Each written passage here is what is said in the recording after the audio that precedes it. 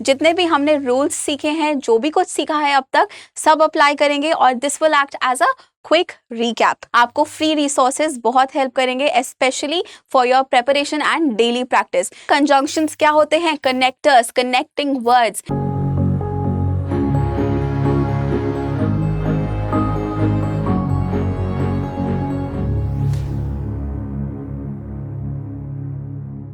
Hi everyone, welcome to study IQ। मेरा नाम है जैस्मीन और आज हम हर रोज की तरह एट 9 PM शार्प प्रैक्टिस करने वाले हैं हमारे इंग्लिश लैंग्वेज सेक्शन के लिए।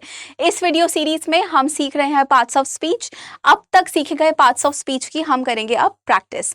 जितने भी हमने रूल्स सीखे हैं, जो भी कुछ सीखा है अब तक, सब अप्लाई करेंगे और this will act as a quick recap. Now, if you're practicing for any law entrance test and if you're preparing for them, I am sure आपको free resources बहुत help करेंगे, especially for your preparation and daily practice. You will find them all in our Telegram channel. You can join us and यहाँ पर आपको हर वो चीज़ मिल जाएगी। अगर आपका इसके अलावा कोई भी और सवाल है प्रैक्टिस के दौरान, तैयारी करने के दौरान, तो आप मुझे you can straight out reach out to me on my social media handles, चाहे वो Instagram हो या Telegram. If you're looking for one-stop solution, then guys, I think you should be a part of our paid batch. You can use the code as JAS and get the maximum discount. यहाँ पर आपको हर वो resource और हर वो mentorship जो आपके लिए ज़रूरी है, वो आपको मिल जाएगी। Without further ado, let's hop on to today's video, जहाँ पर हम क्या करेंगे? Practice. I will show you a few sentences. Her slide में आपको कुछ sentences दिखेंगे। उन sentences को आपको pause करके वीडियो को पढ़ना है, सॉल्व करना है and then we'll try and check our answers. Last के कुछ वीडियोस में हमने 3 सब्जेक्ट्स को पढ़ा है, 3 टॉपिक्स को पढ़ा है, right?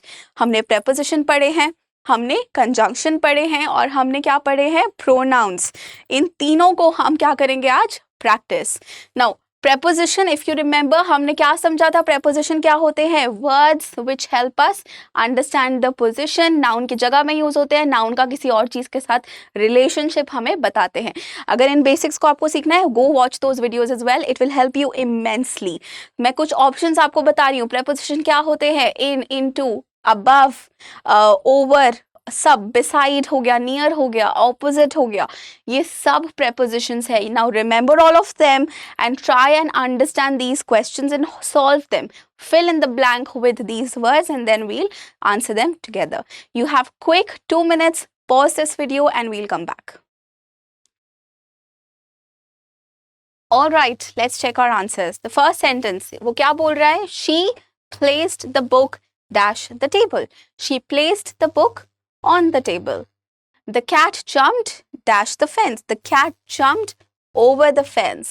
I will meet you dash the park. I'll meet you at the park. The keys are dash the drawer. The keys are in the drawer. The painting is hanging on the wall. Wall के ऊपर है। Let's move on to the next exercise. इस exercise में आपको क्या choose करने हैं? Pronouns. If you remember, in our class we discussed कि pronouns क्या होते हैं? वो nouns की जगह use करे जाने वाले words होते हैं। For example, अगर मैं बोल रही हूँ that I am Jasmine और फिर next sentence में आप use कर रहे हो she is Jasmine, तो she आपने किसकी जगह use किया?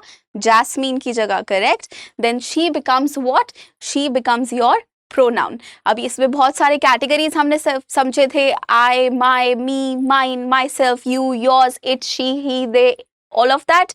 उन सबको याद करना है and then solve this exercise. You need to fill in with pronouns. Remember pronouns. Good luck. All right, let's check our answers. Sarah went to the store because she needed some groceries. Sarah is a girl, we'll use a she. Please pass me the salt. The dog wagged its tail. They are going to the concert and I am going with them. तो they का क्या हो जाएगा? Them. Could you please tell me your name? Could you please tell me your name?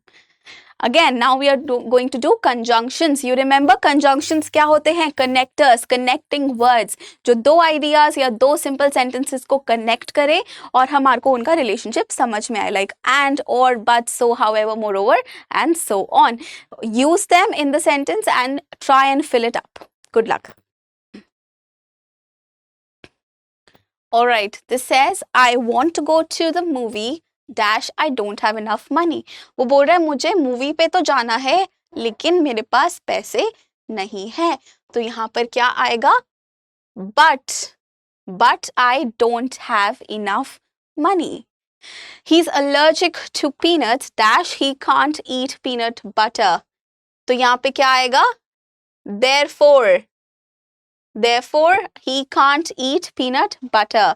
She's tired dash she's determined to finish the race. She's tired, but she is determined to finish the race. You can have the cake now or later. या तो तुम अभी खा सकते हो या बाद में. I like both chocolate dash vanilla. Chocolate and vanilla. I'm going to clear this slide. और अब आपको क्या करना है? Now you need to understand the sentence. Now you know the sentence, you know the answers. अब आप मुझे बताओगे कि इनमें parts of speech क्या है.